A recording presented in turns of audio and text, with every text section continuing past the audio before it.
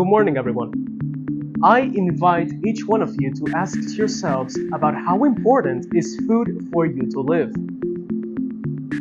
Just as there are parts of the world whose societies can't afford or help themselves to sustain their families and foods, there are other parts of the world where they have the ways and the resources so they can provide their families, especially their children, because they are the ones who need the nutritional values of their foods the most.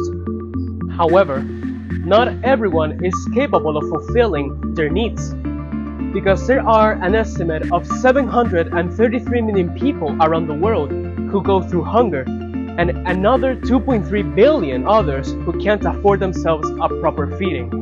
These two areas face a similar problem, that being that they are incapable of sustaining not just themselves, but also their families. And this lack of sustenance can lead to various health issues which can be compromising to their lives, such as malnutrition, malnourishment, a weak immune system. They can be prone to disease and infections, and the most fatal of them all, an early death. Additionally, the families that do have and possess the resources to feed themselves, they don't acknowledge the true value of what they eat. They can potentially feed their children with not enough nutrients, proteins, and other elements they so desire for their development. In other words, they are feeding themselves for the sake of satiating their hunger, which can lead to other health complications, such as being overweight, or even further, reach obesity.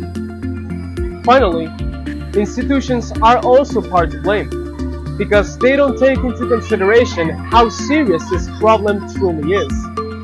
Their takes on teaching children by giving programs about nutrition and how they can understand the value of what they eat and how they can develop habits, they're not intuitive, thorough, or dynamic enough for the children to understand, to become interested by the topic.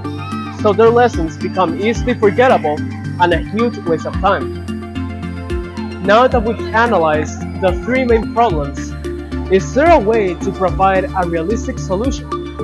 And the answer is yes, there actually is. By providing a program where both parents and institutions alike can participate equally for the understanding on how beneficial fruits and vegetables and other fruits are, and how they can contribute to their health and well-being for not just children, but for all age demographics in general. This can bring also a better understanding and comprehension on how you can develop a more conscious alimentation habits and how you can open a new space for diversity, which counters the common misconception of how a good diet can have a bland or boring selection of foods or a limited choice of plates. So, to summarize, you don't need an extensive, lengthy, and complicated investigation to know what you need to eat, or an exorbitant budget to understand what you want for your diet. In fact, the internet and other digital spaces have that covered for you, because you can access all the important information you need to know for absolutely free and anywhere you are, regardless of what device you're on. There is no better time to start eating good than now. So what would you like to eat today?